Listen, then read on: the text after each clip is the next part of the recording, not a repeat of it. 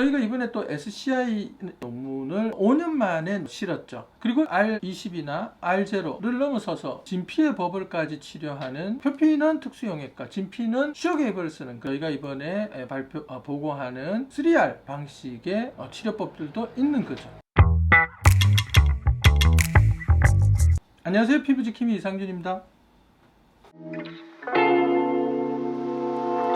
저희가 문신 관련된 논문을 이번에 퍼블리싱을 하게 되는데요. 준비를 해서 채택이 되기까지의 과정이 5년 걸렸습니다. 왜 논문이라는 게 이렇게 긴 시간에 걸려서 완성이 되느냐? 논문도 여러 가지 종류가 있습니다. 신청만 하면 바로 실리게 되는 그런 형태의 논문도 있고, 여러 번에 걸쳐서 보완을 하면 심사위원들이 심사를 하는 그 과정만 1, 2년이 걸리는 논문이 있습니다. 어떤 저널에 실렸느냐는 게 중요한데요. 중요한 가치 있는 저널이라고 이야기할 때 SCI, SCIE, SCI에 버금가는 형태의 논문들을 가치 있다라고 이야기를 합니다. 저희가 이번에 또 SCI 논문을 5년 만에 실었죠. 연구라는 것은 최초로 보고한 논문만 인정을 해주고, 두 번째부터는 이거는 비슷한 형태인데 안 되겠어 라고 빠꾸를 매기는 경우가 종종 있기 때문입니다. 우리가 논문 5년 전에 기획 단계부터 유사한 논문이 있는지 확인을 하게 되고요. 그때 기준으로 삼는 몇 가지 대표적인 논문이 있는데, 그 하나가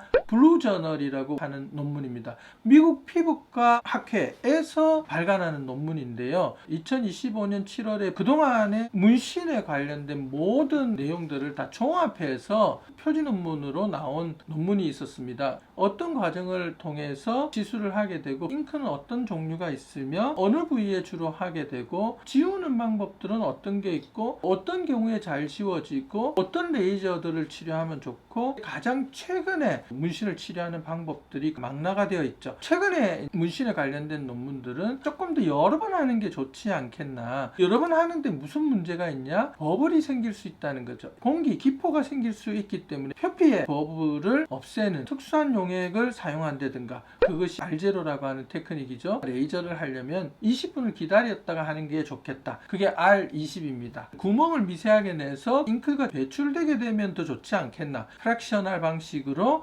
잉크를 없애게 되는 프랙타투 같은 방법들도 있고요. 그리고 R20이나 R0를 넘어서서 진피의 버블까지 치료하는 표피는 특수용액과 진피는 쇼게이브를 쓰는 저희가 이번에 보고하는 3R 방식의 치료법들도 있는 거죠. 이 문신을 할 때보다도 문신을 지울 때 훨씬 많은 시간과 비용이 수반한다는 걸 꼭 기억하시고, 조금 더 신중하게 문신 시술을 선택하시길 바랍니다.